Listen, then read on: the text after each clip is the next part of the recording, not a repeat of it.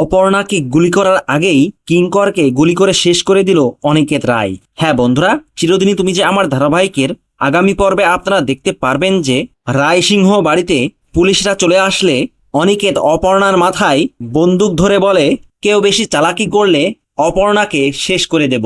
তখন আর্য বন্দুকটা হাতে নিয়ে অনিকেতের দিকে তাক করে এবং বলতে থাকে, অপর্ণাকে ছাড়ুন বলছি। তখন অনিকেত আর্যর দিকে বন্দুক তাক করে বলতে থাকে, আমি নিজে শেষ হয়ে যাওয়ার আগে অন্তত তোমাকে শেষ করে যাব। এই বলে অনিকেত সিংহ রায় গুলি চালাতে গেলেই তখন আর্যর সামনে বাধা হয়ে আসে কিঙ্কর, যার কারণে গুলিটা কিঙ্করের বুকে গিয়ে লাগে আর কিঙ্কর মাটিতে লুটিয়ে পড়ে। তো বন্ধুরা, কি ঘটতে চলেছে আগামী পর্বে? কিঙ্কর কি সত্যিই মারা যাবে? আর কিঙ্করের গায়ে গুলি লাগার কারণে আর্য খুবই কষ্ট পায়। হ্যাঁ বন্ধুরা, আর এই সবটাই আপনারা দেখতে পারবেন ধারাবাহিকের নেক্সট এপিসোডে।